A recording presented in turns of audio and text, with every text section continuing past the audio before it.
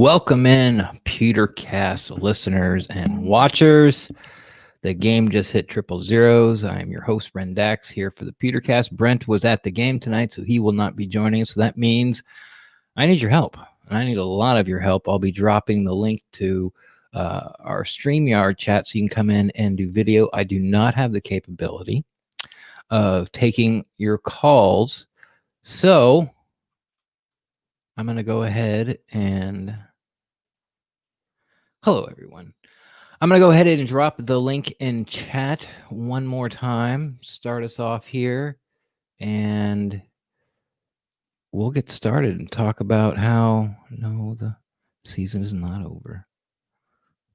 Oops. All right, there's a link in chat. I'm really going to need you guys to come in and help me out here and talk about tonight's game. So, the Bucs, 27-24 against the Rams. I guess the first thing I can say is that they need to quit pushing the ball down the field. We talked about this, during the week where the Rams play a ton of two deep safety, so they're not going to let them beat you over the top, and the middle of the field would be open. And I thought that they should have targeted their linebackers in coverage, and they didn't do that. Brady obviously did not have a good game. He had some throwaways, but he had some, balls that he just dirted it, to a wide open guy. Well, not wide open, but he was open and he would just dirt it. The defense, I thought their energy came out. I thought they were pretty good, even though they did, the Rams kind of marched right down the field on them. Todd Bowles continues to love to play zone defense, and these quarterbacks seem to just keep picking them apart, especially at the beginning of the games. I think every single quarterback goes 10 for 10 for a touchdown, on the first drive, just like Goff did, just like Bridgewater did, just like everyone else did. But in the second half, the defense played great. They really did. Even with the lack of pressure, which is really frustrating because that was also the book on Jared Goff, is he's a top 10, top 5 quarterback when he has time to throw, and he's a bottom 5 quarterback when he doesn't. And again, Todd Bowles refused to bring pressure. The Rams game plan wasn't much different than what we've seen other teams try to do to us, which is get the ball on the outside quick, slants across the middle, 6-7 yards, stay in front of the sticks. Lots of hidden yards tonight by the Buccaneers. And what that means is, receivers and tight ends catching the ball and then falling forward for an extra 2 yards, 3 yards, 4 yards, not getting tackled when especially in the first half, right when they would make the reception. And that turns, a 2nd and 7 into a 2nd and 5 or a 2nd and 4. And that really, that really hurt us.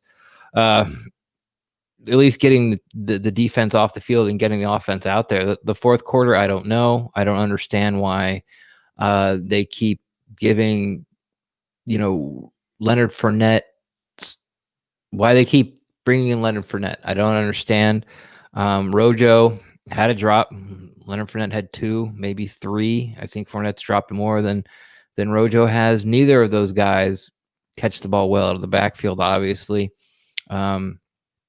It was, the offense performance in the third quarter wasn't good. Wasn't great in the first quarter either. But, they barely had the ball. And then, Brady's deep ball, I don't know why they kept trying to push the ball deep. They'd get like a first down and then they take a deep shot. Now it's 2nd and 10. Then they throw it Fournette and he drop it. Now it's 3rd and 10. It's like, okay, like why? Like, the middle of the field was open all night long. It was, and they continued to throw the ball deep, and they had no shot at it. Antonio Brown had one, went off his hands. Can argue should have caught it. I think so. I mean, he's Antonio Brown, I guess, but it just, it wasn't. Again, it wasn't a good offensive game plan. When Rojo ran the ball, he ran the ball fine. They started attacking the edges, taking what the defense was giving them, and they were doing great, and they were clawing back into the game. That field goal at the end of the half was very big. Matt Gay missed a field goal between 40 and 45 yards. Big shocker. He did make the 40-yarder to go ahead. There's a Buccaneers kicker coming back to win the game, even though he tried not to. So that's kind of where I'm at. Defensively, I thought, they made the adjustments in the second half, and I thought their energy was up, which, usually doesn't happen for this Buccaneers defense. And they played excellent in the second half. JPP was a monster out there tonight. They got 2 picks. The only points they gave in the second half, well, I guess 10 points. The late field goal when it was tied, that hurt. But that touchdown came on a short field because of a Brady interception.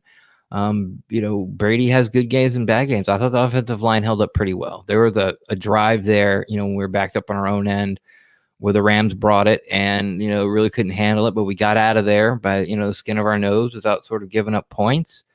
And the defense held on the other end, and it just. I don't know, and then Chris Godwin tripping over Mike Evans and the ball goes through his hands on 4th down. I thought that was like a coward call. The Rams hadn't stopped you on short yardage all night long. Just, I would have given it to Rojo. They were thinking, they went empty backfield. The Fournette did come back in motion, but, they're going shotgun on 4th and 1. And it's just like, it was cowardly to me. Didn't work out. Plus you got Tom Brady, who I don't think he's ever been stopped on a QB sneak ever in his whole entire life. So that's where I'm at. I'm going to go ahead and drop the link in chat again. There we go. That's the link if you're on Twitter, if you're watching us on YouTube, and if you're watching us on Facebook, go ahead and click that and I can get you in here and we can talk this game. Once again, Brent went to the game tonight. Didn't want to, stay up till 1:00, 1:30, sort of talking about this game and then having to get on the road and driving back to Jacksonville, which I don't blame him. So, Brent's not here tonight. It's just me. I don't have the capabilities of taking phone calls. So if someone would click the link and come and join me and want to talk the game, that would be great. Okay, let's start with the positives. Again, I thought the energy on the defense that came out, that was good. It didn't look like they lost much once Dean went out, who's also been struggling badly. Jamel Dean, the cornerback, has been struggling badly since, he sort of became that starter on the outside and moving Sean Murphy-Bunting, SMB, to the inside. Once Dean went out, I'm not saying because Dean was out, but Cockrell did make a play. Getting people starting to line up in here now. Thank you so much. I appreciate everyone there. So I thought the defense played well enough to win. I thought the offense, couldn't get out of its own way. I thought it was honestly, they were paying special attention because of the first all black African American crew in NFL history, and I thought they did a great job. Like, honestly, I did. I thought all their calls were good. They didn't get in the way as far as the game went, in my opinion. I would have liked to seen a lot more holding penalties on the Rams, but that's what I'm always looking forward to. And again, the Rams were missing like their best offensive lineman, and the Bucs couldn't take advantage of it through pressure, which is something that, they haven't been able to do. I mean, Jesus, when Cutter was here, I think Washington came in and they had 3 offensive linemen who were brand new, weren't even on the team. I think when the week started, and the Bucs didn't get a lot of pressure that game either. But I want to thank some of the people for coming in. Frank, we're going to go to you. Going to bring you in here. Add to stream. There we go. How you doing, man? What's on your mind? Oh, I'm good, Ren. I'm good. Not so good after the game, but hey, I'm going to start with the defense and go. They were good. That's my thoughts on the defense. There were some nitpicky things. I thought Murphy Bunting struggled a little bit, but that's really, really nitpicking.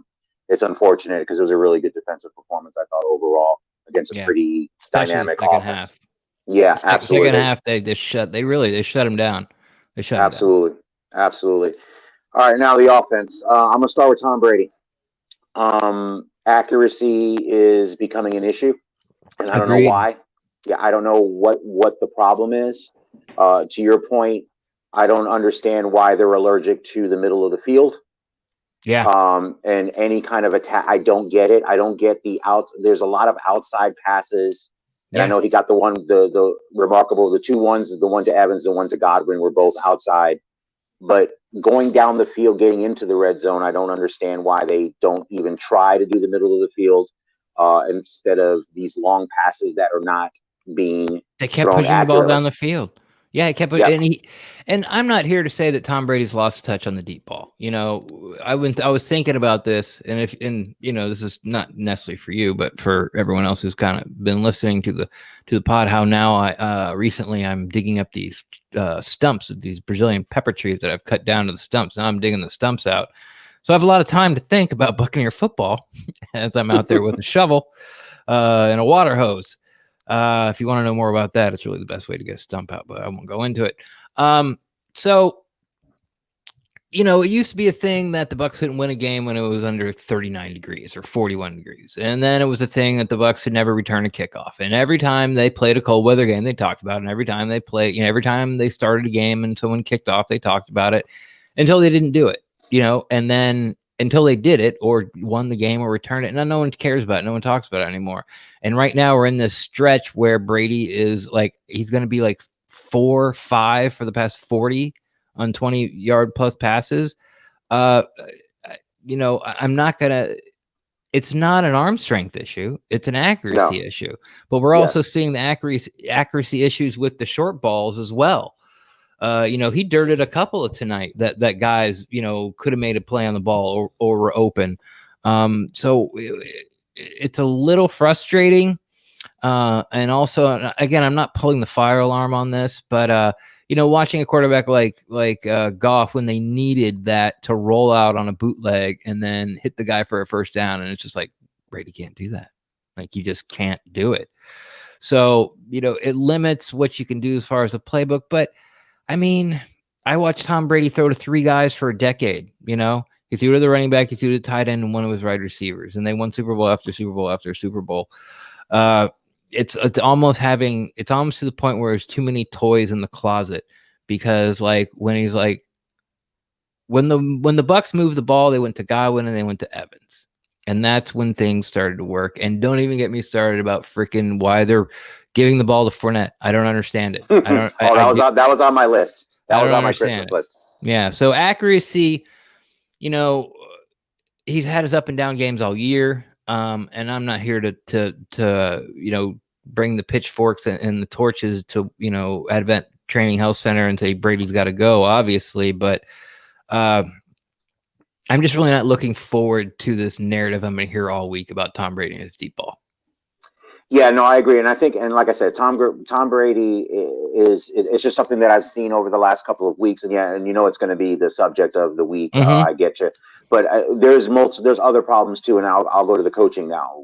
Yeah, I don't know what's going on. This again goes to the point of if your quarterback is whatever your quarterback's struggling with or whatever is working or not working, you need to get out of it and make the other team stop you. Do what's working until it doesn't work anymore. To me, it's pretty elemental. I don't understand why. A lot of times, I think, and this is something that I've had an issue with Arians even before. They have a tendency to get kind of cute instead of just executing the game plan. And again, this goes to Ronald Jones and Leonard Fournette. So forget about the fact that Leonard Fournette dropped 3 easily catchable balls. Maybe one wasn't, but the other 2 he should have caught. Yeah. The fact of the matter is, why is Ronald Jones missing like Jimmy Hoffa now? I don't understand. What did he do tonight that warranted him being missing for large stretches of the game? You said he had a drop. I don't even remember the drop, so I missed that. Obviously, it was like the first pass of the game. It was a swing. It was a screen pass. Okay. And Brady was feeling pressure. He threw a fireball, and Jones turned around and was on him, and it bounced like off. You know, like he turned around, and the ball was already on him, and it bounced off him. But he didn't like drop it. Not like Fournette dropped it. It was just, you know, and that's something else I've been noticing. Like Brady is throwing the ball with anticipation almost too early. Like he's not letting his guys especially when the type of offense they're doing, where it seems to be like run to the defensive back, run to the sticks, as gives him a cushion as he does, and then put him on your back. Get him on your back, and then you have this big mass target, and the guy's behind you. The DB is behind the receiver. But when the receiver starts to make the break, Tom's firing it, and there's not enough time. He's just off by a foot. Like, if it doesn't hit him in numbers, there's not enough time for the guy to react to make the catch. And it's just like, again, these are just little things, but what else were you saying? They added. I agree. They add up. I mean, Ronald Jones is the third leading rusher in the NFL before this game. Yeah. You got to feed him. You got to give him the ball. This is the second week they ran the ball more, but it was with Leonard Fournette, who drops 3 passes that he should have caught. Yeah. And we still continue to go to him. And he had a couple of good runs tonight, but I don't understand look, Shady McCoy is not even a factor anymore. And I'm not saying Fournette shouldn't be a factor at all, but he should be in specialized situations, certain packages that you can use him. Ronald Jones is your every down back. I don't know why they have this adverse feeling of having an every down back. I understand that his ball catching ability is questionable. I get all of that, but Leonard Fournette's not showing me anything to make me think, okay, we go to Fournette in passing downs, or to catch the ball out of the backfield, or to be the safety valve. And I know the announcers are saying tonight that Leonard Fournette is a good blocker as well. I saw him pick up a couple of good blocks, actually. But other than that, again, what I'm seeing and what I've seen the last couple of weeks is just, it seems like everything with this offense is a struggle. Yeah. Like, I understand, I'm not expecting them to throw touchdowns every play or to get a first down every time, but it seems like it's difficult. Now, I understand the Rams defense is fantastic. And the other guys get paid. I don't know if they're fantastic or not, honestly, because if you go and see the teams they've played everyone in the NFC East. They got 4 games right there. They've played them all, and then another game they won with Chicago. So there's 5 of their 6 wins before tonight, Right. But what I saw tonight, though, to give the offensive line credit, I think to your point, I think the offensive line is going to take some heat too, just because Tom Brady was pressured. But what I saw tonight was Aaron Donald was pretty much held in check. As he was last year. Yeah, as he was last year. He's arguably the best defensive lineman in the league, and the Bucs have pretty much handled him. But the problem with that was, that's great, double teams, however they took care of it, but Tom Brady was still under duress for a lot of this game. Yeah. You could just feel. I mean, they got a couple of sacks, but you could just feel the pocket. And like I said, and it sounds like I'm blasting the offensive line. I'm not even doing that, because you got no Ali Marpet. You've had to move people around. I thought, for what they've got, I thought they played pretty well, but unfortunately, the Rams were able to get Tom Brady uncomfortable. And throughout Tom Brady's career, that's been his bugaboo. And any quarterback, but especially with him, like you said, he doesn't have the ability to do a naked boot or to move out of the pocket like Jared Goff. Like you said, watching, you can see the difference of these quarterbacks that can move. That's not what he does. So if his pocket is not clean, it's going to be a struggle. And I think that's part of the problem. I think he's throwing early because I think he's hearing footsteps, whether they're there or not. Yeah, he was seeing ghosts in the Chicago game. There was another game I said, well, he was just seeing ghosts. And it was a game that the offense didn't play poorly. Offensive line did play poorly. But tonight, I thought there were stretches where the Bucs had the ball, and like 2-3 times in a row where no one got near him. He had a clean enough pocket, and he would like shuffle out to, like 3 or 4 steps to his right or his left, usually to his left, and be able to fire the ball. He was just inaccurate tonight, man. Tom Brady's the biggest reason we lost this game. And I agree. Yeah, I think, I agree. And this is probably, like, you can't really pin the second Saints game on him. You can pin the first Saints game on him. It's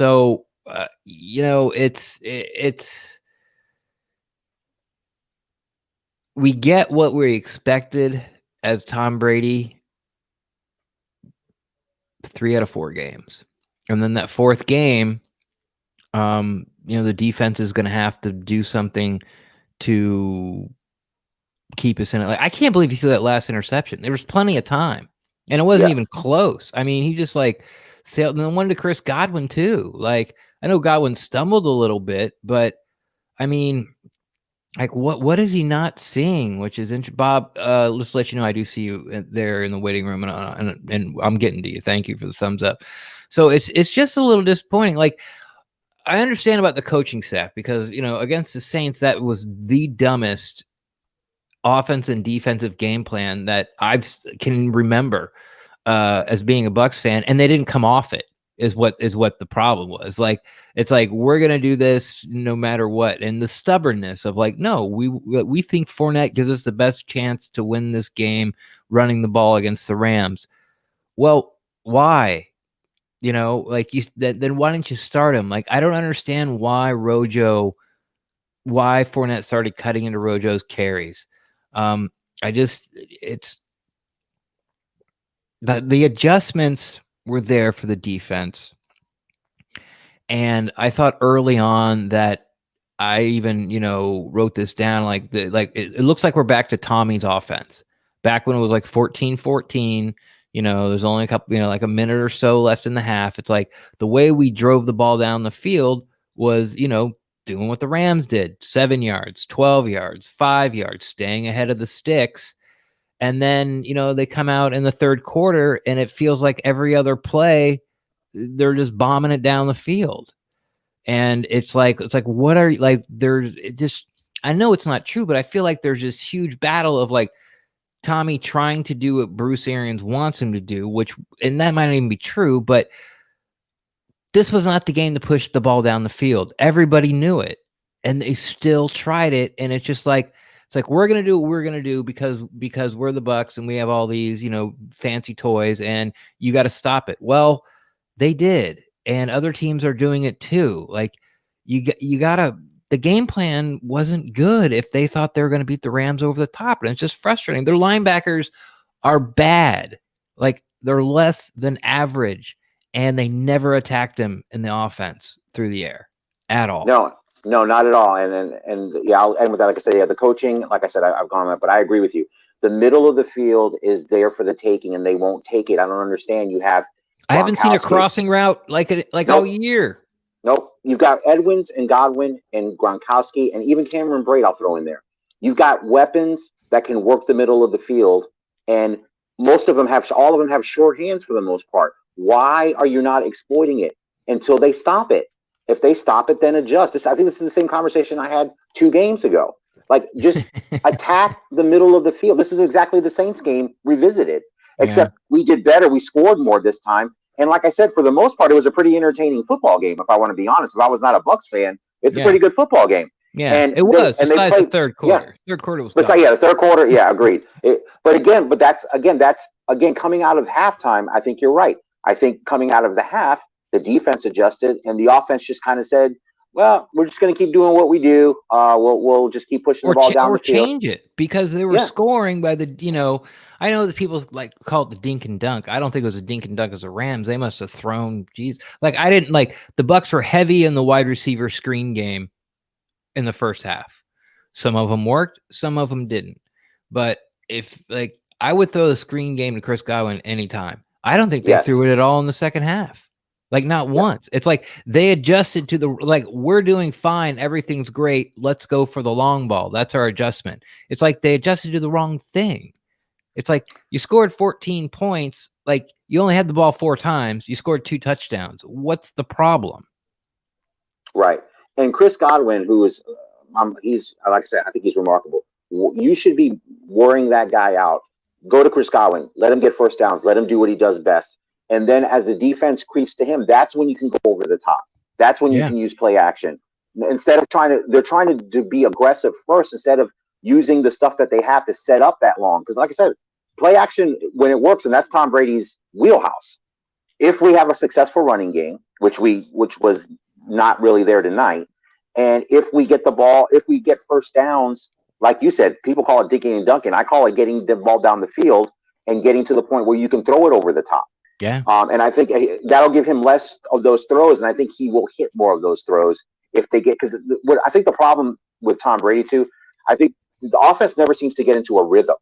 Yeah. So I think he's a rhythm quarterback. I think most quarterbacks are. They can't stay in a rhythm. That's the thing. If they can get in some kind of consistent rhythm, I do think it'll start to come easy. But they can never sustain a drive or a rhythm over consecutive. Even if they go on a drive and don't score, like if you could see the rhythm, okay, they're getting down the field. Okay, they had trouble scoring. They had to kick a field goal. But at least if you can see that rhythm, the next time they get the ball back, if they're in that rhythm, I think those things come easier. And it's always, like I said, it always seems to be like a struggle. Like you said, the Rams defense, all they were saying tonight is how on 3rd and long, the Rams are terrible at staying, keeping teams off the field or getting off the field. So I'm thinking, okay, that's great. Let's exploit it. The money down, 3rd down, the Bucs were terrible. They're terrible. So it's something that I don't know. I don't know what the deal is. I don't know why they just can't. I think they really do need to simplify it. I really do. I think football becomes a simple game. Run it to set up the play action, especially when you have a quarterback like Tom Brady. Not, if we had Jared Goff, it's a different offense. But with Tom Brady, that's what you need to do. You need to set up the running game, throw it to the tight ends, throw it to the middle of the field to set up the play action where he's probably the best to ever do it. But I don't know why they don't seem to want to do it that way. Yeah, I don't understand either. And we're sitting here like, they can't keep a rhythm. And what I find odd, it's like, like they'll go down the field and score, and the next time they get the ball, it looks like they've never played together before. Yeah. You know what I mean? And they have to sustain that. But then again, I understand the Panthers off the Rams, but they scored like 7 times in a row. So like, it's kind of hard to point your finger all the time. but then the game before that, like they couldn't get in a rhythm at all. So it seems to be creeping up against the better teams. Honestly, I this is kind of how I thought the game would go. It was going to be close, and whoever had the ball last probably had a chance to win. It was just really shocking to see, not necessarily an interception, but like it was only 2nd down. Like you didn't have to throw that. It wasn't like the game last night with the Raiders and the Chiefs where, Derek Carr had 28 seconds and he had to take, he had to try that floater down the sideline, and because they had to score a touchdown. They were down 4. Like, I have to do something here. But it just didn't work out. So it was just a bad throw. And that's, both of those, when I saw them, I'm like, oh, those are Jameis picks. Yeah, no, I said the same thing. It was like, those are both. And like I said, I know every interception tells a story. Like you said, a good point on Derek Carr, because I watched that game last night. They were both bad. And this is the thing. They're bad interceptions, and there are interceptions that don't hurt you, or you get lucky and they don't hurt you if the other team doesn't capitalize. Both those picks he threw tonight were bad. They're bad throws, and those are throws that Tom Brady should not be making. Yeah, he's been around too long. I understand that you're going to throw some picks. You're throwing it in a tight window in a close game, but those were 2 terrible interceptions, and the way the defense played tonight, and that's not what lost them the game. But again, those interceptions, those things that happen, a drop pass by Fournette, those interceptions, that's what disrupts rhythm. That's what I'm talking about with rhythm. When you do that, that just kills any kind of sustained momentum that you're trying to get your offense clicking. Like I said, not even so much scoring, but clicking to the point where when it starts to click, then the scoring will come. I'm not worried about that. I think when this offense clicks, I think it's almost unstoppable.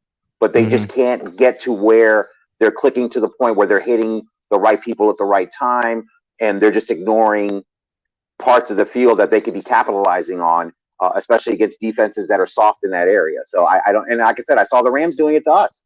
They had a game plan to attack our defense. Even though our defense played fantastic, they took what the defense gave them, and were able to come out with a win. Yeah. As great as our defense played, and they played phenomenal. I have no issues with our defense, but at the end of the day, they did enough to win, and we didn't. Yeah, I'm with you, man. Anything else, Frank? I got some people lined up here. I got Bob, and then I'll be going to Corey from Nashville. No, I'll let you get everybody else on. Hey, thanks a lot, Ren. I love the analysis as always. I appreciate it, man. Thank you for coming on and not letting me just sit here and talk to myself. Now if I can figure out how to get rid of you. There we go. That was Frank. Now we're bringing in Bob. I hope we didn't talk to everything that Bob wanted to talk about, but here we go. It's Bob.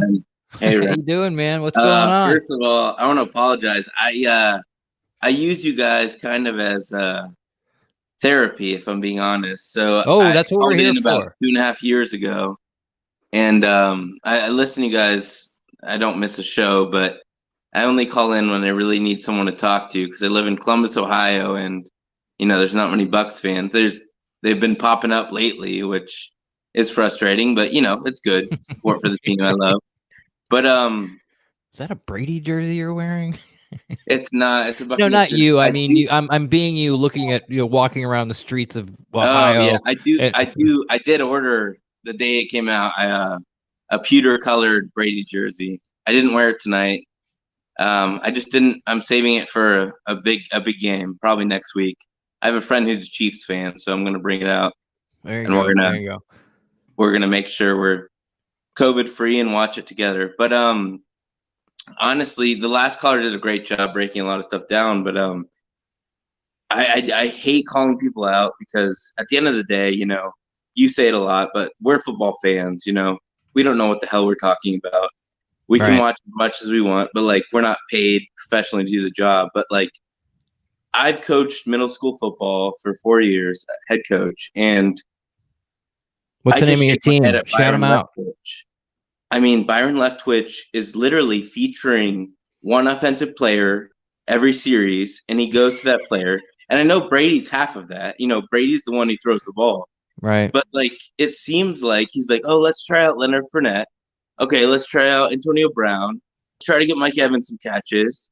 And I just don't. It's so juvenile. And when we play our biggest rivals, the Saints, who have the most creative schemes to make Taysom Hill look like a fucking Pro Bowler.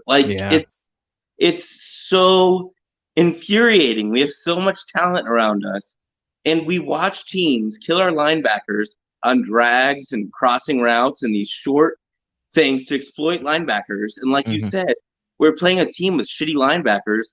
Why don't we exploit their linebackers? And instead of throwing a spot pass right to the receiver, have one of them drag across the field. Right. Give Godwin or Brown a chance to use their God-given talent to break catch the ball while they're moving. Yeah, I just don't.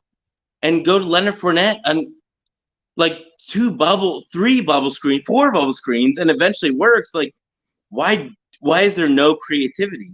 And I know why it is. It's because Bruce loves Byron Leftwich, and I don't know what's going on. Maybe Bruce calls half the plays, but it's so I'm watching the games wow, I just called out what they are doing on offense. I should not know what a professional football team is doing on offense. Right.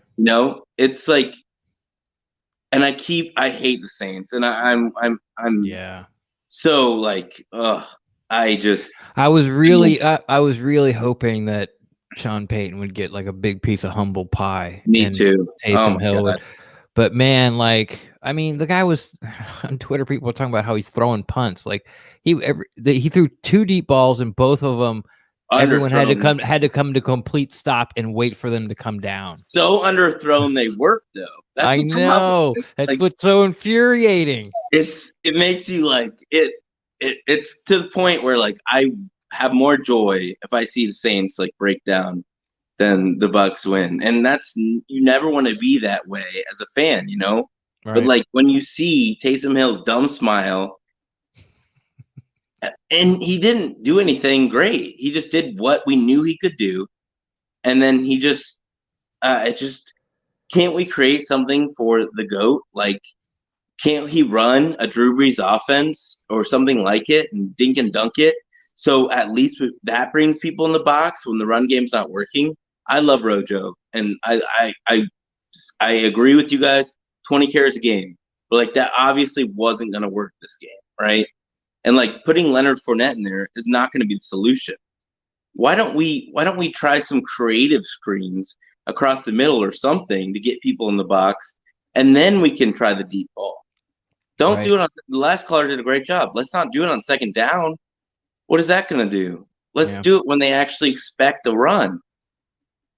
I don't know. They abandoned the run in the third quarter. It was a terrible third quarter, but they abandoned the run. They got back to it in the fourth. This even on that last drive to go and tie the game up. with the Godwin leap and stretch, they started like we're going to run the ball. We ran it on first down. Yeah. Throw a pass on second down, get the first down, run the ball again. Like, even though it was Fournette, they got back to it. And when, they do that, it seems like they can move the ball better. But for some reason, they just abandon the run we're not going to talk about the Saints game because that was really special circumstances, but they came out and like they barely even ran the ball in the third quarter, and they had their chances, Like, I thought this was going to be a game after the first quarter. I'm like, okay. Even after the first half, I'm like, the Bucs had the ball only 4 times. Okay, this stinks. And I'm like, it could be one of those games where you only get the ball like 6-7 times total. Yeah. The whole third quarter, I think, like that took like 3 hours. Like, yeah. Both, like each team had the ball like 4 or 5 times in the third quarter, and they just couldn't get it done. And it's heartbreaking. We had the defensive plays to make it work, like the Packers game. Like, I thought it was going to just like go on fire, and we got it. Like, it just like leave them behind and just end it. But it didn't. Nothing could click. It seemed. I don't know. I'm just at a loss. It's one of those things where I don't know. You blamed it on Tom Brady, and I can't disagree with you, but you look at him and Byron Leftwich on the sidelines, and it's like, well, who's coaching who, and who's really talking about what? Like, if you look at his Patriot, 21 years, like, he had a really good advisor all the time, regardless of who was there. Like, someone else was giving him some information that helped him. And I don't know. I mean, I like Byron Leftwich. I just don't know what gives him the competitive edge or offensive play calling edge that he's worked with BA for so long, and the Cardinals were good for a certain amount of time. I just don't understand why we have this opportunity with such talent, and it's almost like he's distracted by the talent, and he's just like, well, this drive we're going to appease him, and this drive we're going to appease him, and let's get him the ball this drive. It's like, that's not how it should work. Let's try to win the game. Yeah, it certainly feels that way. But again, you also talked about it, like, Brady's the one with the ball. It does definitely feel like, okay, this drive we're going to Mike. Jalen Ramsey's on Mike and Jalen's talking crap, so we're going to try to shut up Jalen. Or, oh, hey, look, it's it's halfway through the third quarter. Antonio Brown's only got 1 target. Let's throw him the ball 3 or 4 times in a row. I find it incredibly hard to believe that's what it is. Now, does it look like that and feel like that? Yeah, it does. Absolutely. I'm with you 100%. The reason Byron Leftwich is the offensive coordinator, and here's my theory, and I think it's sort of been backed up, that BA made a deal with his wife that if he came back to coaching, he wasn't going to call the plays because of his health. Okay.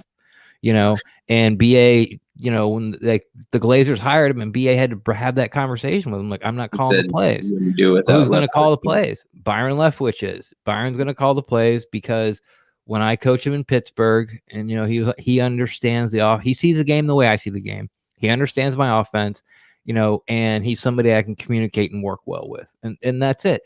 And I get. Byron Leftwich didn't make Tom Brady throw the ball down the field tonight. He didn't make him push the ball down the field. And I understand that it's sort of like the easy go-to. And trust me, I've done my Byron Leftwich, whining and complaining. But then go look at the offensive statistics by this team and where they are at points scored, and where they are at points scored in the first quarter, in the second quarter, in the third quarter, in the fourth. They're up there, Couldn't you share that with Tom Brady? I mean, the same argument you made, like. I think that's the difference. What's the difference? I'm sorry. Tom Brady's the quarterback instead of Jameis. No, that's this year. I know. I'm just saying that's the positive difference. Like, oh yeah, without the turnovers. Yeah. I don't know. It's hard to like. I don't know. I'm a Buccaneers fan, and I would die for this team. But like, I watch other teams, and it never seemed like, I don't know. I hate the Saints almost as equally as much as I love the Bucs, and it's just so infuriating to see how they can make things work when it seems like we have all the talent in the world, And I know like pass rush and stuff is a problem for us, especially when our line is we have 2-3 men down. But it's like it just as an outsider, it's like they always seem to make something work. Like, why can't we have some creativity or something going on where we get the ball? I mean, Chris Godwin, I know he's not 100% healthy, but like, I mean, I think if it's up to me, he's our number one playmaker. After his rookie year, like his rookie year is kind of half and half, but after that, it was like this guy is one of the most talented players in the NFL. Like when the ball's thrown to him, he's going to catch it unless he trips on Mike Evans, foot. Because that's the third or fourth time I've seen that route, and I don't like it. I don't either, because it gives the defensive back such an opportunity to pick six it. It's crazy. I mean, it's literally just setting him up for that. But like, I trust Godwin to make that catch. I don't know. It's I actually texted my friend in the first quarter. I'm tired of Mike Evans shit. Like, I'm just tired of it because his attitude is just, it's a virus, and I love him, and he made me eat my words. But like that defensive is a pass interference. There's receivers in the league who would cut into that pass and take it for 6, go across the field. And I know every receiver is different, but he just gives up on plays. And I know, who am I saying that? Because he just like probably had one of his best plays of all time. But I just don't know why we're not getting Godwin the ball more unless he's injured, which he is. It's just frustrating. Yeah, it's a little frustrating when, it seems like the guys that produce the best when they have the ball don't get the most chances. Yeah. Like Rojo and Godwin. And I thought Mike, showed some grit this. He did. Yeah, I've been like I said, he made me eat my words. I've been talking about how Mike Evans looks for a place to land, right when the ball touches his hands, and he went after it tonight. The first time it's like, okay, well now I understand why he doesn't try for yak, because he's terrible at it. And then the next play, he like drags 2 DBs into the end zone, and it's it's kind of like, I don't know, it's almost like a basketball player. Like he knows he can dunk on someone, and then he does it instead of like goes out of his, I don't know. And he's definitely inspired by like competition, like Jalen Ramsey. I don't know. It was good. Honestly, it was good to see that Mike didn't get shut down by a top-notch corner, because it started to become a trend more than the outlier, to be honest. Bob, I got a couple of people waiting. I got Corey from Nashville and Brian from Memphis. We're gonna go to them. Hey, I appreciate it. I love what you guys do. I really appreciate it. Hey, a couple of things where you go, man. Like, one, this is why we're here, venting and making you feel better and have your therapy session. And 2, why don't you give a shout out to, your football team you coach there? I coach Shanahan Middle School football. And mascot. Or the Scouts. The Fighting Scouts? Just the Scouts. But we fight. We went 3-3-1 this year. So, we scored on some trick plays, tried to open it up. Who's the play caller? Similar to I am. I run all of it. Do you get crap from the parents? Oh, absolutely. Do you get compared to Byron Leftwich? You call plays like Byron Leftwich. I probably get 12 emails a week complaining about. We had 40 players, so it's about playing time. But I love it. It's the most fun I've had in my adult life. I would never ever change it. Yeah, giving back to kids when you can do it through like some kind of competitive vessel is really just the best. I quit my junior year. I love the game, but I wanted to play linebacker.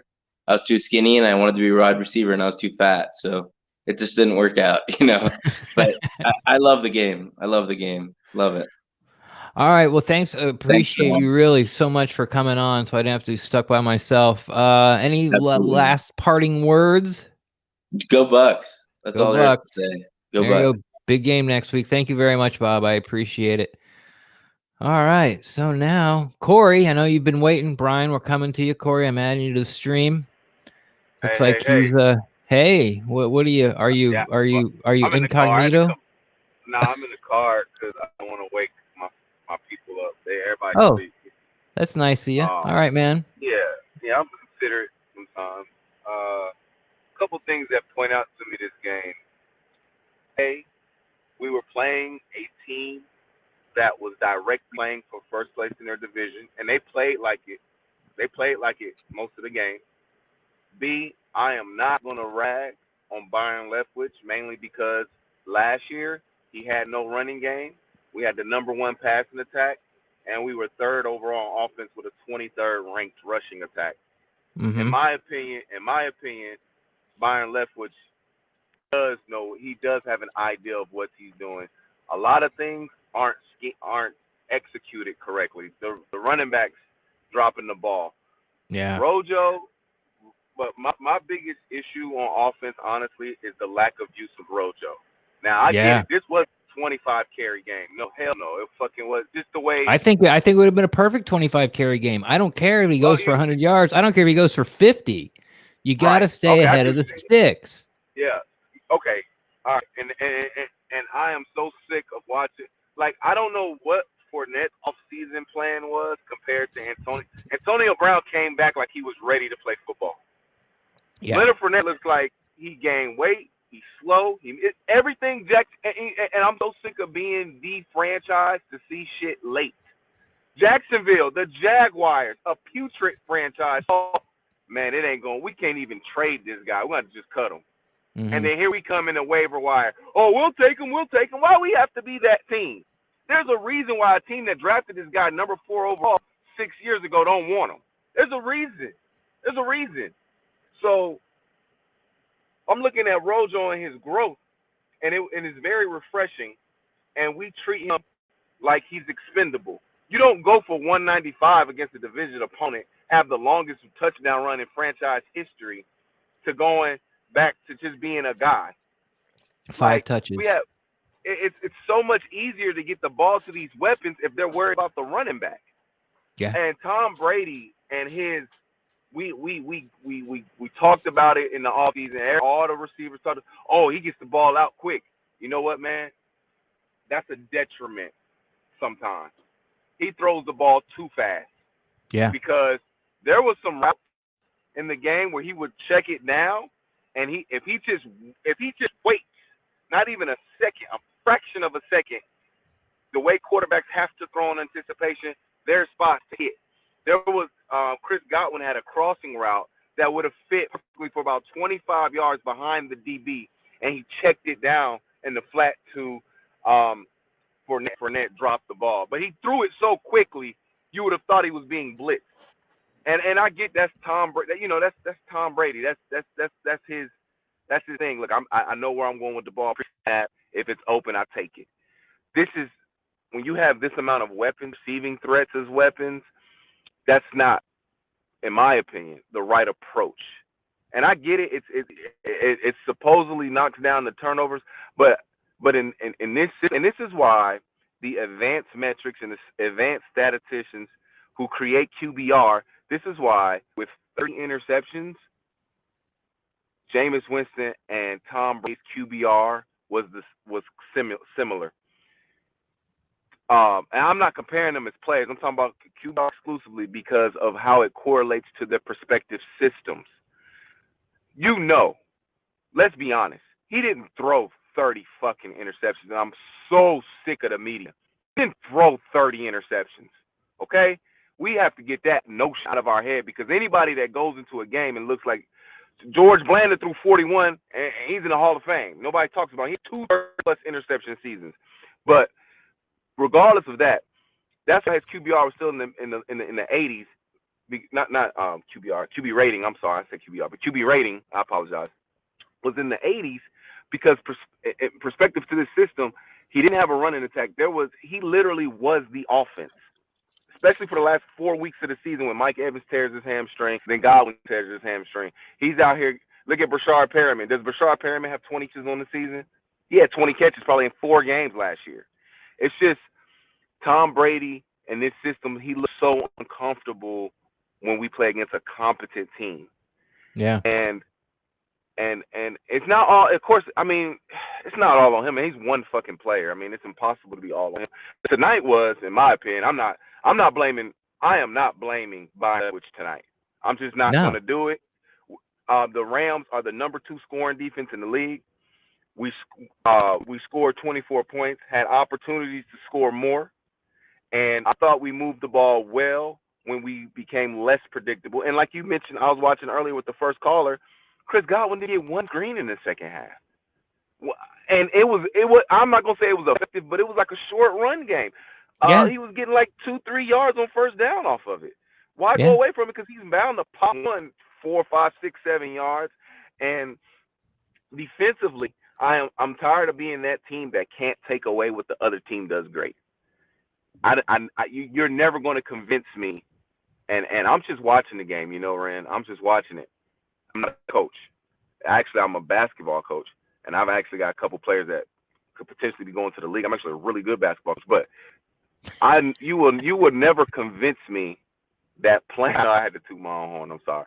Okay. you would never convince me that playing a zone against Drew Brees is the right approach. That was the dumbest thing I've ever seen. If I'm not mistaken, didn't we do that same thing last year? I promise, if we go back and look at press conferences after we played the Saints the second time, that it was similar to those lines that Bruce Arians said and Cabo said that we were going to play that soft zone again. I will never understand that for the life of me when we're not rushing him with Khalil Mack and Aaron Donald. I don't understand it, but I digress. We don't take the Rams came into tonight's game with the lead yard after catch, the 2 top receivers. I know I got Cooper Kupp on my fantasy team, so I mean he did wonders for me tonight. But why can't we take that away? You get what I'm saying? Like they left tonight as number 1 yak, and they came in number 1 in yak, and I'm pretty sure they left the game number 1 in yak. Every time they caught the ball. I can answer that question for you. Yeah, that's the hidden yards thing I was talking about, which is very frustrating. Not only just the the breakaways like the one before halftime and Cooper Kupp stopping on a dime and making SMB miss and getting a few extra yards, which he did a few times. It was like the 6-yard squat down in zone, and then with 2 guys there, be able to fall forward and get another 2, 3, 4, 5 yards. When he should have been tackled, short of the sticks by 3. Todd Bowles, what they want to do is they want to take away the run, and then they're going to try to figure out how to stop the pass. But they do not even think about trying to what they're going to do in the pass game and the blitz package until they figure out how they're going to stop the run. And they do that. You know what that reminds me of? And to correlate it to my sport, basketball, that reminds me of you going into a game as a coach and saying, hey, we're going to stop the post. Hey, the NFL and the NBA are completely different than they were 15 years ago, okay? Nobody's throwing the ball in the post for 40 touches to their big man. Even the best big man can shoot the ball. You have very few teams that are run-oriented teams. Now, if you run too high, look, for example, the Colts have one of the best defenses in the league. You know what the defensive scheme is? No. Cover fucking 2. Cover 2. They run cover 2 all game. That's all they run. They sink the corner, they cloud the corner, they hard flat corners. That's how A-Rod got picked off by Rocky Sin yesterday, because he soft spotted him and he thought he was open, but he baited it and came right under. Cover 2 is and unfortunately it happened versus us when we were running that vaunted Tampa 2 defense. They started running on us because it's too high safeties, and you got the numbers in the box, so teams started running, and that made the Tampa 2 not look as vaunted as we had made it look in our very successful years. The Colts right now have probably the best statistical defense in the NFL, and they run cover 2 because the NFL is a predominantly passing league now. That's just what it is. If you're building your team, and Ren, I love you, and I know y'all love Vita, but that's what fucking pissed me off about drafting Vita Vea. I'm like, look, he's a great talent, but we still got more on defense without him, because evidently teams are going to stop running and just throw the ball. That's what how many times did they how the Rams just not going to run the ball anymore tonight? They have 17 yards. But they're winning the game, and they've been in control of the game with 17 yards rushing because the league is now the coaching and the schematics of the league now have and the analytics of the league, like the short passing game has proven to be more effective than the running game. So you're not having teams turn around and unless you got Lamar Jackson and Taysom Hill at quarterback, you're not running the ball 40, 50 times a game. That's just not the NFL anymore. Yeah. And I just felt like we set ourselves up for the front seven, and we draft a middle linebacker or and Devin White that can't cover. He couldn't cover me if I was playing tight end. We draft him. He's a bullet when it comes to stopping the run, the edge, and they don't blitz him enough, in my opinion. But yeah, they haven't blitzed him for like 3 weeks. Like, what's going on? You're getting no pressure whatsoever. Exactly. Not enough to make no pressure. He runs a 4-4. He runs a 4-4. Man, please blitz him, stun him, do something. So, and my last point, I'm gonna let it go because it's been going back and forth on Twitter with the Saints linebackers. What they asked Demario Davis to and Quan Alexander now for 2 games to do has proven to be so much more effective than what we asked our linebackers to do. And people compare, oh no, we got the best 2. We fucking don't. Have you not been watching Demario Davis? Demario Davis is so good. It's what at his apex, to me, is what Lavonte David can be at his apex. Demario Davis blitzes, plays coverage, doesn't miss open field tackles, and he's very slept on. But what they asked him to do in Dennis Allen's system is fit schematically. I don't feel as if, and when Lavonte David first came to the league, he was one of those linebackers that got 5 sacks, 5 interceptions, 2 forced. What we ask him to do now in this hybrid 3-4 system is really, in my opinion, holding him back from what he was really effective at for his first 5-6 years in Tampa. Because we have now, like you just said, we gear up to stop the run and we don't make adjustments. We made great adjustments to stop the pass in the second half. I will agree to that. Yeah. However, we let Jared Goff, we let him get in a rhythm. Even after throwing interceptions, we let him get in a rhythm.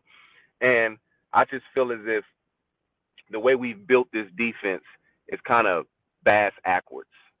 It's just we built it to stop the run, but teams throw over our head all the time. It's not as bad as last year. And I'm gone after this. That's why the QB rating was. I know I said that before. That's why the QB rating. No, you're fine, man. That's why the QB rating for Jameis wasn't as bad as you thought it would be with 30 picks, because the people that make those, the advanced stats and the advanced statisticians and the analytics, they saw we were giving up 30 points a game at the beginning of the year. Like, we were 3-7 when the defense started playing average. When they started playing average, not great, but average. Do you know how much stress that is on the offense? Like, damn, if I don't complete this pass, boom, boom, boom, boom, boom, or I don't complete it. That's why these things always map out. That's why stats don't lie. They do not lie. The end game does not lie when it results to numbers. It just doesn't lie.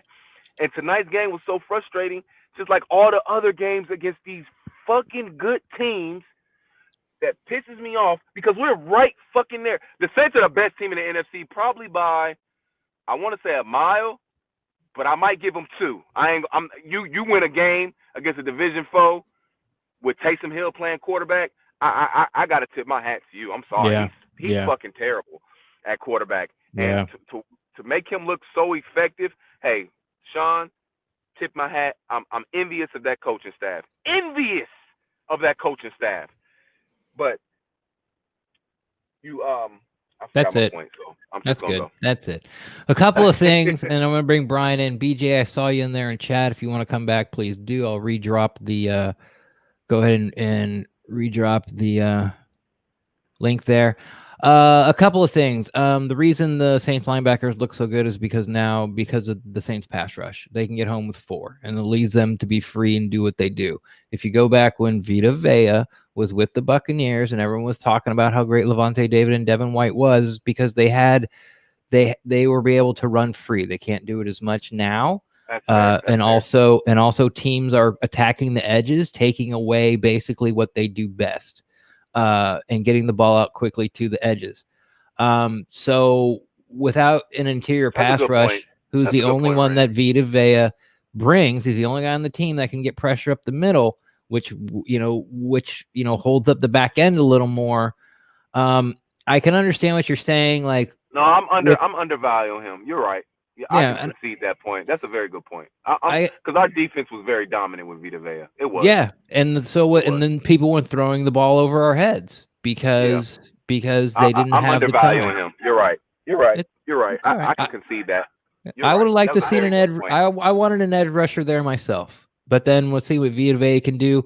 And it's not only what Vita Vea can do, because like next year there's going to be 3 or 4 edge rushers, and then the year after that there's going to be 3 or 4 edge rushers. There's not going to be a guy who's as strong as a superhero that can move like Warren Sapp, that can play inside. Like there's not enough. Like there's only like 2 or 3 in the whole entire league. Everyone's got edge rushers. We got 2.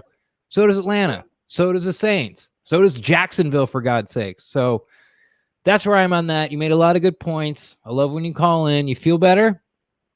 Yeah, for sure, man. You guys are, like the last caller said, you guys are freaking therapy. Now I'm going to go to sleep.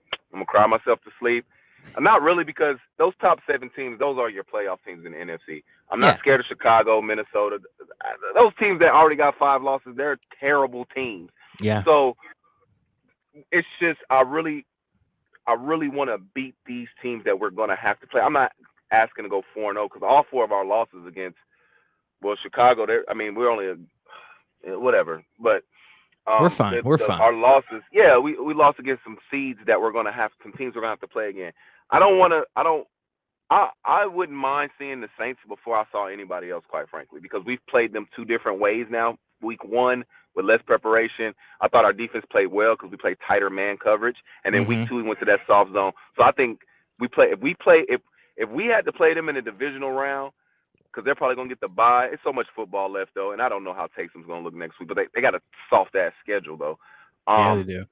And we played them in the divisional round. I would bet money we would beat them, quite frankly, because I bet money Minnesota was gonna beat them, just because I just feel like we're gonna play a mix of coverage of what we played, and I think we would be fine ultimately. And I think that's the team we're chasing. So when we have these miss-ups, I really think we're trying to compare ourselves to New Orleans because they're the class of the NFC. But that's my call, man. Thank you so much. You're welcome, buddy. Anytime, man. All right, Corey. See you later. All right. Yes, sir. All right, Brian. You're up, my friend. Why is it not adding you to stream? Hang on. I'm trying. There we go. Thank you for waiting, for being patient. I appreciate it. How are you doing? I'm doing well. How you doing? I'm all right. I feel a little better. You know, it's always easier to talk other people off the edge, because then, you know, I kind of like, I was there myself, but then I see someone more frantic and I'm like, oh no, come back. And now I'm sort of, you know, off the ledge myself, looking around going, hey, is anybody else want to jump that I can help out? Are you there, or where are you at, man? All right, man. I'm kind of torn in the middle. I always keep up with you guys. I haven't been calling in, being as active, but I always keep up with you guys with the podcast and stuff like that. So, you know, I'm kind of an old friend, been with you guys for the long haul. But yeah, you have. Yeah, man. But for this game, how I look at it, just to kind of break the game down, of course, it was a heartbreaker. You know, I think coming in, we kind of knew this game was going to kind of come down to the end, you know, kind of reminiscences of last year's game. It was kind of a big shootout, but I didn't think it was going to be just this offensive showcase like it was last game. I thought the defense really was going to be kind of, you know, the deciding factor. Whoever defense is kind of shut down the other team's offense the most was kind of going to, you know, take the win. But my takeaway from the game is just kind of, you know, throughout the game, it was kind of weird. And like you said, in the third quarter, it kind of felt like it was 3 hours. The third quarter felt like a game in itself, you know, kind of just how back and forth it was. But, you know, from looking at the game and how the game kind of went with Cooper Kupp eating us up and Robert Woods doing his thing, what I can say is, because, you know, we haven't talked this whole season with us getting Tom Brady and everything. And what I kind of did was just kind of sit back and just see how all this kind of, you know, developed. You know, it's a lot of moving parts nowadays now. But with this team, I would say with this game, the defense, I feel like the defense did as much as we can ask them to do. You know, essentially they held them to 17 points, you know, 20 altogether with the field goal late in the game. But, you know, you look at it, it's when they scored the touchdown they had, it was off an interception. What Tom Brady had, we gave him a short field. It was on the 40.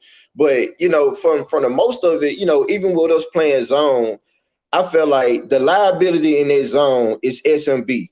He gives me Vernon Hargraves vibes. He's like a weak link in the secondary. Now, Jamel Dean, he has his issues when he get picked out on one-on-one. But I think overall, I think a lot of teams target SMB because he plays too soft. He plays too off. Like, he plays scared. He plays like VH3 back when he was with us. Like, he let people catch on him, but then again, he doesn't want to make the tackle. And then when it's time to put his nose in, sometimes he kind of shy out from that as well.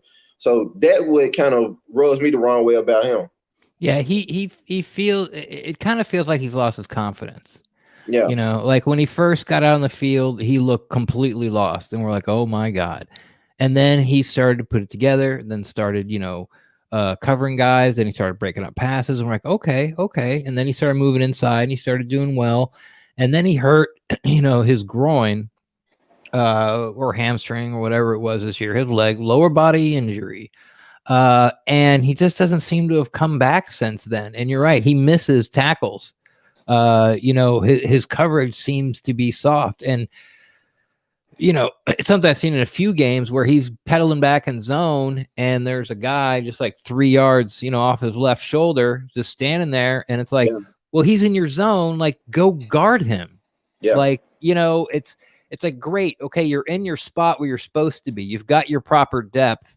Like, but like, make a play. There's your zone. Like, the guy's not going to run right to you. Like, you got to cover the guy in your zone. And it's something else I saw tonight, even though he did make a really good play. I mean, he was blitzing, but, and they ran the jet sweep right into him, but he did make the tackle. Yeah. He led the team in tackles. Well, that's always a good thing, especially for a corner. Right. That means you catch the ball a lot.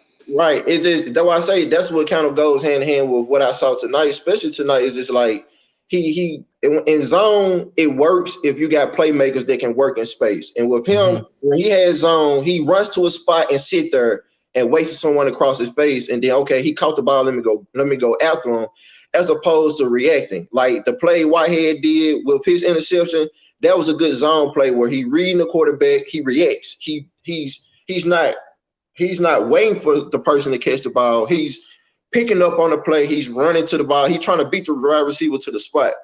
But with SMB, he's turning into another VH3 with me. Like, he's timid in a way. Even with the screen pass they got with him and Carl Davis was on the same side, and the guy kind of, picked Carl Davis. It was SMB job to kind of get his nose in there and blow it up, but he let it just run by him, and all he's doing is just running, keeping with the wide receiver down the field, and the wide receiver get like 30 yards. I'm like, SMB, you have to be more tenacious. Like, that's one of the things I look at season-wide. Like, what you say, after he got hurt, I agree. After he got hurt, his confidence went through the ground.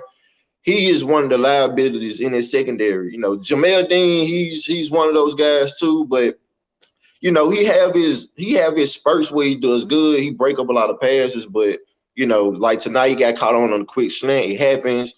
But SMB, if I had to, dog someone in this secondary, that's one of the guys I feel like, when it come down to they need a pass to be, kind of completed, they need the yards, they come after him. And more times than not, they do.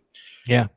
Next off, like I say, overall, like a lot of people pick on the defense, but overall, I think the defense did as much as they could have done.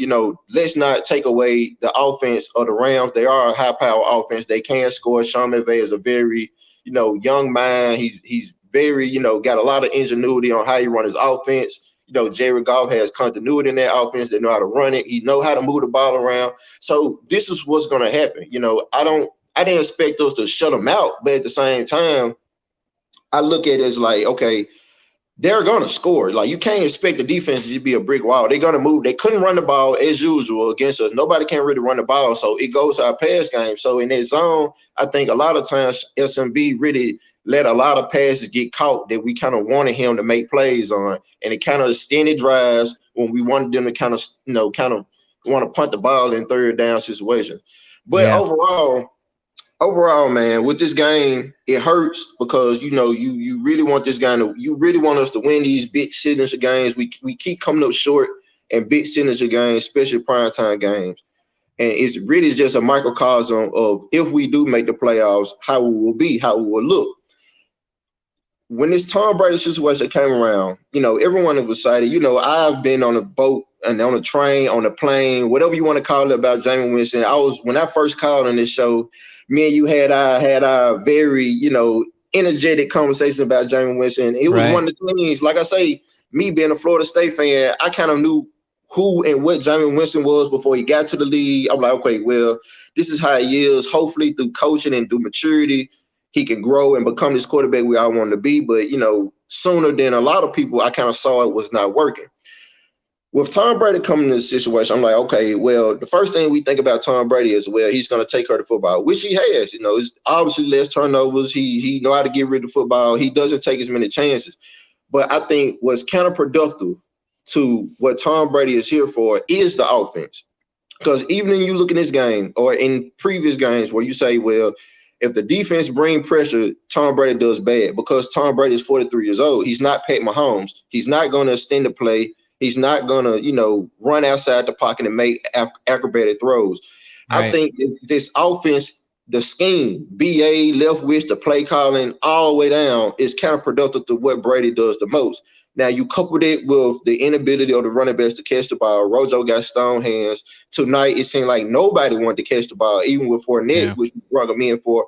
That hurt as well. But I think just overall, even with all the core vets we have in the wide receiver core with Antonio Brown, Godwin, Mike Evans, Brady, all these guys, you can go down the list.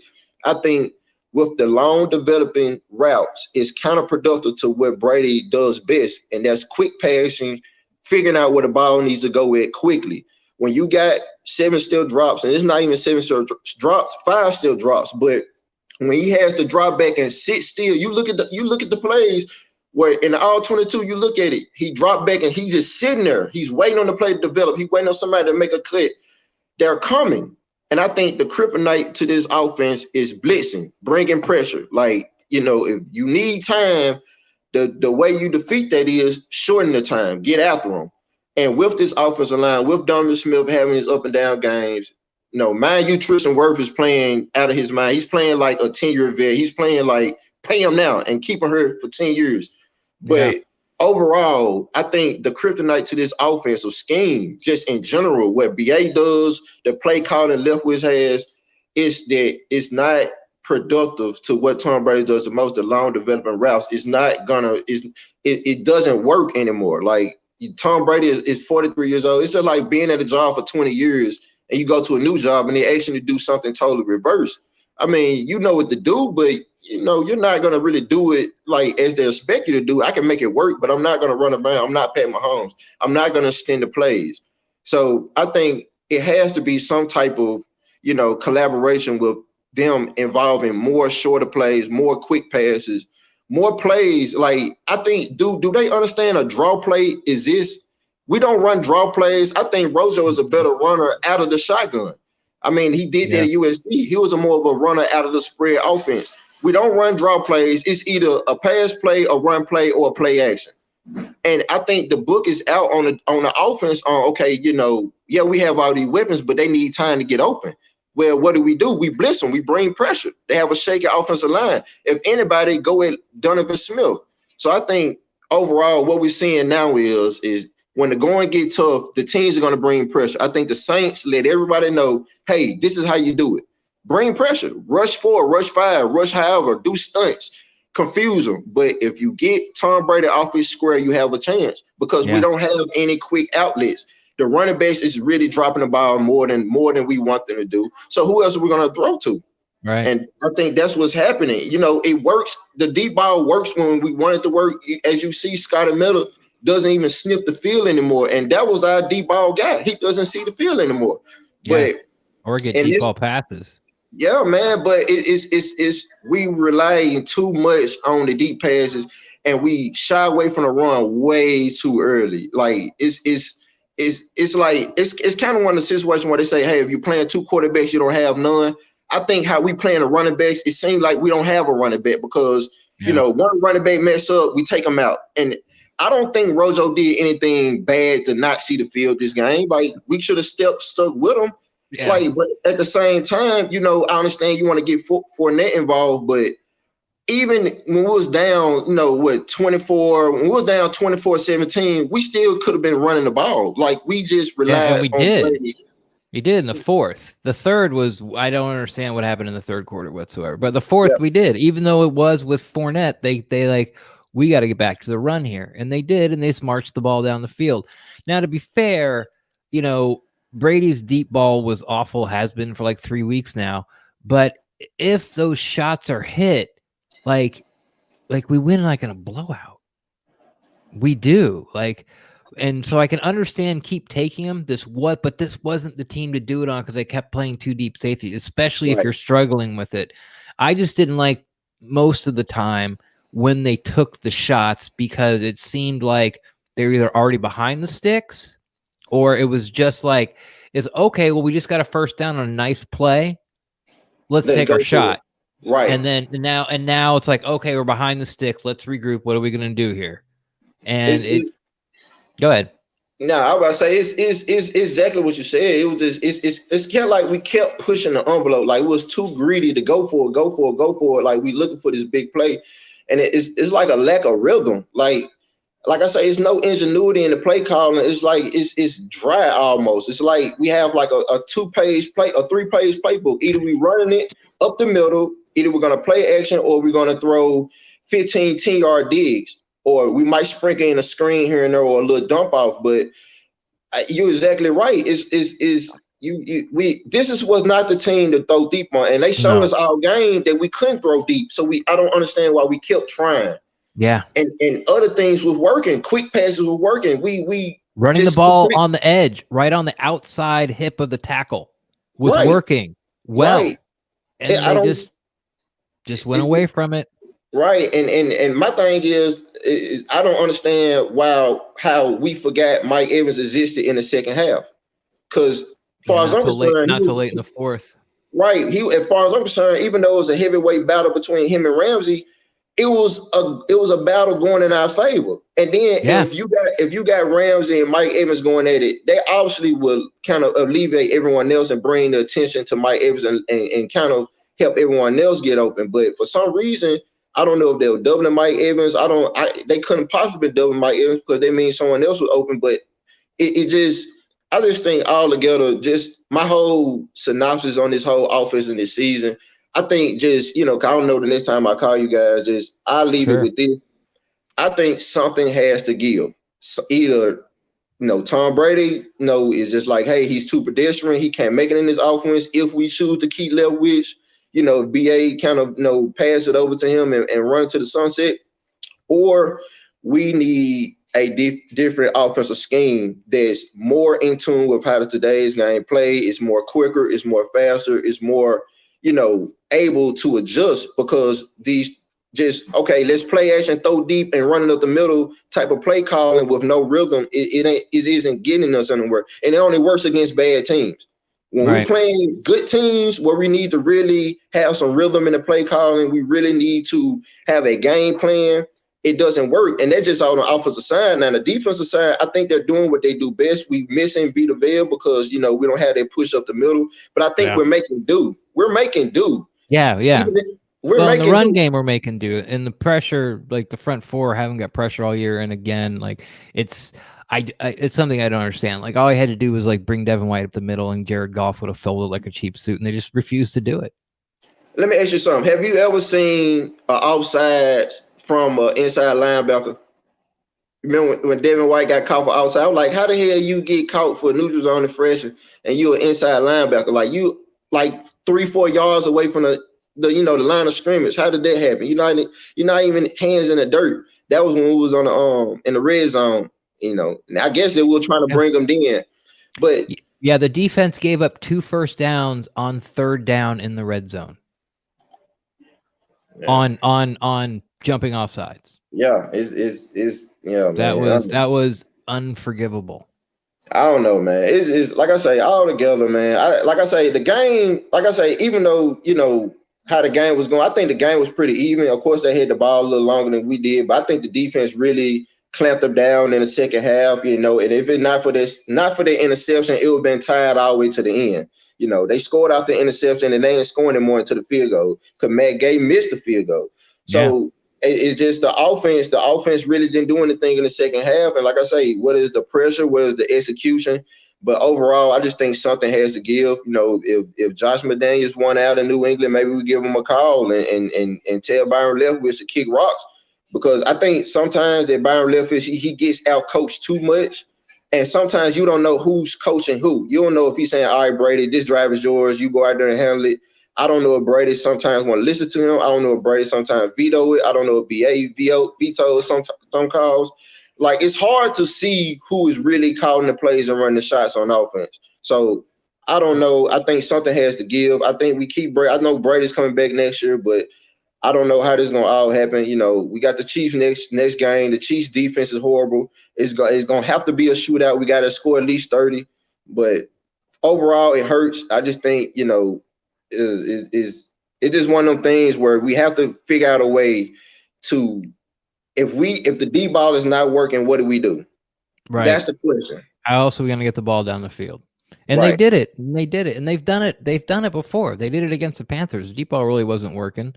But to be fair, the way they got the ball down the field was on 2 DPI calls on deep balls. So, I'm with you, man. Anything else? I got this is last call for everyone, by the way. I got BJ waiting in the on deck circle here, and we're gonna get to BJ, and then we're gonna do our skulls and swords, and we're gonna get out because I've been on for almost an hour and a half, and my girl needs to get on the computer to do some webinar online schooling, and it's 1 a.m. So yeah. Nah, man, I don't have anything. Go Bucs, man. I just keep listening in the background. You guys could keep putting out their good content. Hope Brent has safe travels back home. I appreciate it, and Brent appreciates too. I'm sure he's listening. Anyway, man, it was good to see you. It's been a while. Yeah. Yeah. Go Jameis. No, man. All right, man. Good talking to you. All right, see you, Brian. Thanks, man. All right, BJ, you're the last one, unless someone jumps in the next 30 to 40 seconds. How you doing, buddy? Hey, man, what's going on, man? Just to stop, man, I really don't like to get too down on the guys, but I just got a couple points to make. I just don't understand. I don't understand why we keep making Tom Brady throw at least 8 deep balls a game. I don't think his deep ball is gone, but I just feel like, he should be throwing at least probably around 2 to 3 a game, because they've already shown they can move the ball without chucking the ball down the field. And that's never been his game. The receivers are open, but if that's not his game, that's just not his game. And right. So, but to be fair, Tom doesn't have to throw it. Exactly. And there's other receivers out in the route. It's almost it's almost like a combination of being stubborn of Leftwich, abandoning the run, and BA not morphing the offense to tailor more for Brady, and Brady hears the chatter about how he's 1 for 40 on the deep ball lately, and he's going to prove everybody wrong, and all of it, and everyone's coming up, an inside trying to catch the river on an inside straight. Yeah, I get it, exactly, and I get what you're saying about that. And another thing, the run game, man. I feel like we got to stop not feeding Ronald Jones, man, because first of all, Rojo, man, he's a back, man. You gotta feed him a couple times, to keep him going, man. But you can't just can't keep taking him out, putting Fournette in, man. And yeah, I don't get it. Yeah, man, I don't get it, man. I don't like, and then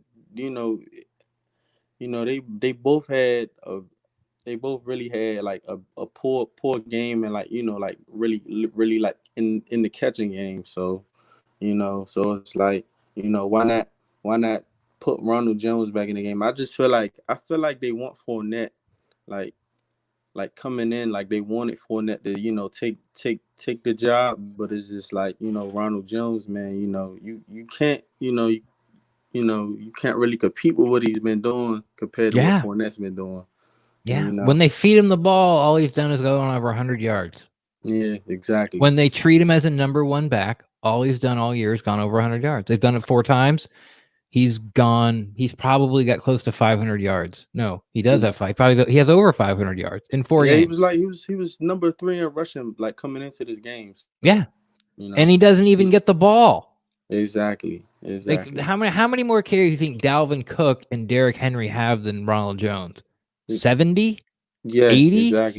Exactly. And even excluding the 98-yard run last game, he still has almost a 100-yard game, regardless. Just taking that run away. And if you take that 98-yard run away, okay, well, let's say that the safety catches him, okay? So he gets a first down, and we're out to the 15, 16-yard line, okay? He's going to get the ball more that drive. So, okay, so he didn't get 98, but now he's already started at, okay, now he's at 15 yards. What's he going to get, like 20, 30, maybe 40 combined yards in that drive? So, like, you just can't take all of it away, even if you did get tackled by the first guy there. So, I mean, again, like, they fed him 4 times, and they did lose one of the games, but he's come up big in all 4 games, and they just refuse to keep feeding him. Yeah, I just don't get it. He's clearly shown, man, he's the number 1 back, man. But I feel like Fournette, like he's not even coming back next year. So I just don't like I don't feel like, in my opinion, I just don't think he's coming back because, like, you know, yeah, he came here to be the number 1 back. I think Rojo's already proven he's the number 1 back here. So yeah, I am to the point where I am ready to see Keyshawn Vaughn. Exactly. Yeah. 3rd round pick. Yeah, I'm ready to see that. So like I'm ready to see what he can do. So another thing I want to talk about, and this doesn't like really correspond to this game, but I just feel like in the running game, I feel like our O-line. I know we were missing Marpet, but like I feel like they had to open holes for the backs too, because it's just like sometimes they're running like into a brick wall, like, really. So it's just like I thought the O-line did fine. Like, the Rams are right behind the Buccaneers in rush defense as far as yards per game. And they play this, what's called like a bear defense, which is like the nose guard, and then their 2 tackles play almost shoulder to shoulder. So they got 3 guys inside your 2 offensive guards. So the guards outside shoulders, if you draw a straight line, there's 3 guys in there. So you basically what they're doing is we're not going to let you run up in the tackles. I thought the Bucs didn't run well between the tackles, but they always got yardage. And I was expecting that tonight. Like, just keep slamming it up there. And then to my surprise, they started attacking the edge, and they were getting like 4 or 5 yards. Yeah. And and Jones got one between the tackles, scored it for 5 or 6 yards. Fournette, on that last touchdown drive when he caught the ball, he actually ran one in between the tackles, got 5-6 yards there. So there was no negative sort of like plays when they needed a yard or 2 or 3 offensively. They got it with the run, But I wasn't expecting them to have. I wanted Ronald Jones to get the ball 20 times, and I wanted to run for like 66 yards. But if he got the ball 20 times, that means we keep getting first downs and we keep staying ahead of the chains. And I knew he wasn't going to run for 100 yards because they're really good against the run.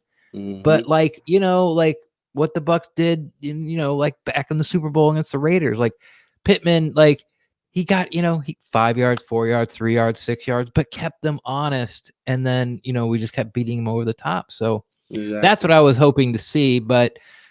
They had a different game plan. It wasn't, didn't like it. Exactly. And another point, I just, very poor tackling, and I think the secondary, like, overall, I know we got a couple turnovers, but I just felt like that was a real poor performance, by the guys. I know I really don't really know what to make out of like our secondary, because just like I wanna I like our 3 corners, Carson Davis, he's been doing his thing this year. Sean Murphy Bunny, and Jamel Dean, they've been off and on, but I just don't really know what to make out of that, because it's just like like they're really inconsistent. But I just feel like they're young, but like I just want to get them, like, sometimes I want to get them the benefit of the doubt because they're young, but like but I just feel like you know, they take too many chances. They bite on the ladder like double moves and stuff like that. They miss And tackles. yeah, missing, and you know the poor tackling, you know that. And, Yeah. but I haven't seen Dean or SMB make a play on the ball, like break up a pass in weeks. Feels yeah, like months. You know, it's gotten to the point where like did Carlton Davis even play? Like they never threw at him at all. You exactly. know, because one, like other teams understand that like you can't. It's not a good idea. Mm-hmm. And the second part is, well, you can throw at Dean, or you can throw at Devin White, or you can throw at Murphy Bunting, and your chances go way, way up completing the pass. Yeah. And it's just, you know, I like I said, I really don't know what to really make out of them right now. I want to get them, you know, the rest of the season before I, like, you know, cast judgment on them. But you know, it's just so far, you know, our young secondary, man, they just been, you know, real inconsistent, man. So, and I think that goes into like a little bit in the play calling, man. 'Cause I just don't understand why we, you know, don't really run that much, you know, man and blitzes, you know, as we did when everybody was talking about us being. In fact, we were the number one defense in the NFL when we were doing that. So it's just like Yeah, I don't know why we, you know, stop doing that. I So don't know either. I yeah, don't know. I don't know what to tell you. But yeah, hopefully these questions get asked. You know, hopefully there's some heat gets put on Bruce Arians and Byron Leftwich and ask like, what the hell's going on with Rojo? Like, what's your obsession with Fournette? And mm-hmm. hey, Todd Bowles, like, you know, you drafted these corners because they're long and they can run, but you know, like you don't run in zone. You just kind of stand there. Yeah, You know, these exactly. And quarterbacks are picking them apart. They're coming out and, mm-hmm. you know, in 3-4 wide receiver sets and just squatting down 7, 8, 10, 12 yards down the field. And, you know, they're just throwing it right in the window because the guy's just standing there. And when you don't do that, that's when you play your best football. So what are you doing? But Exactly. hopefully And these I don't. questions will be answered. Yeah, exactly. And I don't think they're like bad corners because it's just like, you know, we seen like Sean Murphy Bunny have, you know, you put together a string of really good games before, like, you know, like in fact, you know, going back to last year, I thought he really played well against Detroit. This year, Jamel Mm-hmm. Dean, you know, uh Green Bay game, you know, but like, you know, Yeah. they're not bad corners. It's just like, you Mm-mm. know, just the inconsistency. So I don't want to like, that's what I'm saying. I don't want to cast judgment Yeah, I on don't them, want to but jump on them either. I'm not asking to replace them. It's just where their arrow was last year and the beginning of this year. It's, you know, as it was pointing straight up and trending straight up, it's not. It's yeah, just not right now. And, you know, and like you said, and I'm right there with you. I'm not pulling the plug on these guys. It's just that somebody explain to me why. yeah, exactly. And you know, my final point, man, you know how the media, man, you know, they keep, you know, I don't think prime time is the problem. Is every time we play No. like, I think it's every time we play like like a good team with a good defensive line, or or O line, man. It all starts at the line of scrimmage, man. Because for one, we're not really getting that push without Vita Vea, man. I don't know where Shaq Barrett is, man. You know, Shaq Barrett, man. You know, like I'm kind of happy we didn't I give think him there's all. been I more mean, Bigfoot sightings this year than Shaq Barrett yeah, sightings. exactly, man. So I'm like I'm kind of happy you didn't get that big contract. You know, we just franchise tagged him, man, Mm-hmm. because I don't know where Shaq Barrett has been this year. Uh, um, Going back to the defensive line, man. I'm talking about when we play a good defensive line, man. They're in Brady's face all day, man. And you know we don't, Brady's not going anywhere. So it's just like, you know. It's just like every time we play a good defensive line, man, things Yeah, like I that. mean, I'm right there with you, man, and I'm gonna go ahead and we're gonna wrap this up and give us our skulls and swords. I'm gonna let you give your skull and swords before we take off. But yeah, if you look at this team and who they've played and who they've beaten, we're kind of, you know, we beat the teams we're supposed to, and we've lost to the teams that we're supposed to have, you know, like the better teams, and that's what it is. Exactly. So that's a little disappointing. But you can always point to the fact that it's first year and they're trying to figure everything out, and you know, defense is young. We've talked all about it, but yeah, as a Bucs fan, you know, you want to see the team, the Bucs that is, win a game against some of these playoff teams, and we've, a few callers have talked about that. I don't give any validity to the, primetime stuff too. I just think it's dumb. Even though I have no evidence to refute it. I just don't believe it. Yeah. So BJ, before I let you go again, thanks for coming on and helping me out here. So I don't have to sit here and talk by myself. Skulls and swords. Sword is the good one. Sword's your MVP. Skulls your dunce cap. Who do you got for the Buccaneers? And then we'll go to put some up on chat. So everybody in chat, go ahead and put down your skulls and swords. Even if you have, don't make me scroll up and try to find it. Just redo it for me. Thanks. Okay, so my MVP, man, I'm gonna have to give it to probably Levante David, man. He comes good pick. out. He comes out every week, man. He's gonna, do his thing, man. And you said Skull was the bad one, right? Yeah. Okay, Skull. I'm gonna probably give it the.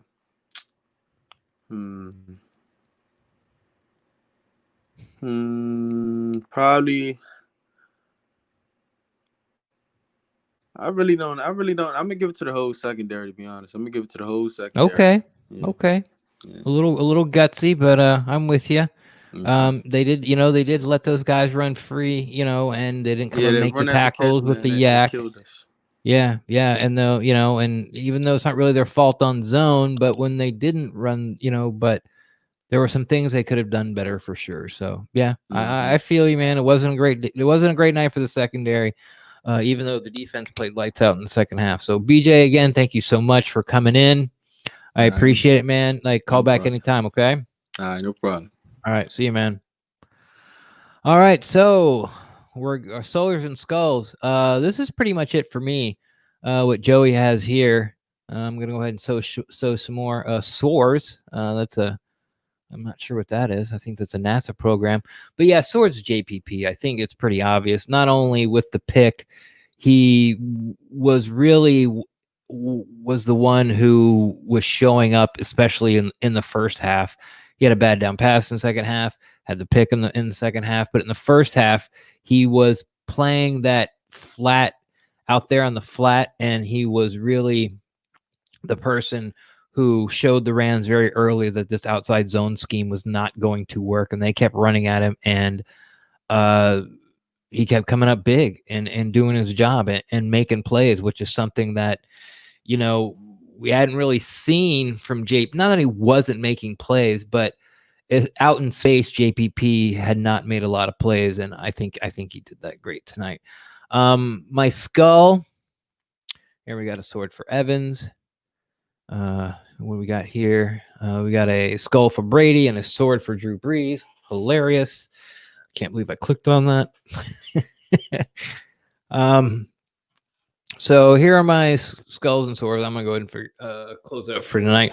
JPP, obviously my sword, and my skull. I'm going to have to it's Tom Brady. It's pretty easy. And it's not really even that they were bad picks, but because they were, and I'm just not hanging on that. It's just that he was very inaccurate tonight. I thought he was a little quick with the trigger. Didn't really give his receivers sort of like the catchable ball that everyone likes to talk about. Skull of Fournette. That's not a bad one either. But I'm gonna go with the guy who had the ball in his hand the most. And you bring your Tom Brady in to win these games where you have like a minute 40 left and you still have one timeout. And you're out there at the 30, 35, 40 yard line. He picked up a first down. 2nd and 10, you don't need to try to squeeze it over the linebacker and in front of the safety to Cam Brate running up the seam. Like, you just don't have to do it. Not only do you don't have to do it, like, you got to make sure like Brady, Brate gets it or nobody. And it was just a rainbow that the safety was just standing there waiting for. So Brady gets my skull.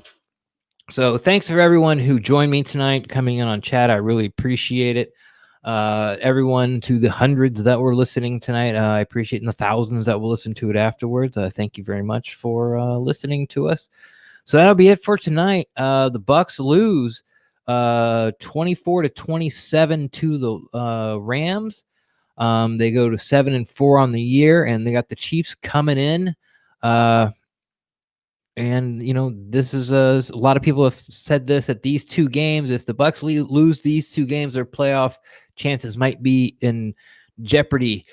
Dire hopes, if you will. I'm not on that train, but I would like to see, like we just talked about with BJ and the others, like I would like to see the Buccaneers to win one of these, upper echelon, beat one of these upper echelon teams, and it just make me feel a lot better going into the last quarter of the season. So for me, Rendax, the best place you can find me if you want to talk to me about Buccaneers football is on Twitter, at Rendax, REN_DAXT. I'm always down to talk Buccaneers football. And you can find the show, the PewterCast, at the PewterCast across all social medias, I think is true. But definitely at the PewterCast on Twitter.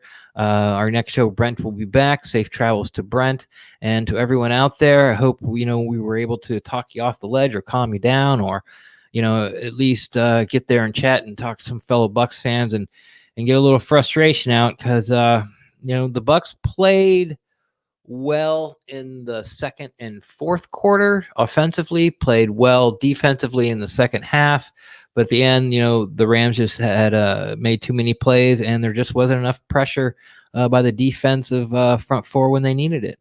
So that's the outcome. Buccaneers 24, Rams 27. Until next time, Brent and I will be coming back to you live on a show Wednesday night, as far as I know. Thanks for listening, and we'll talk to you soon.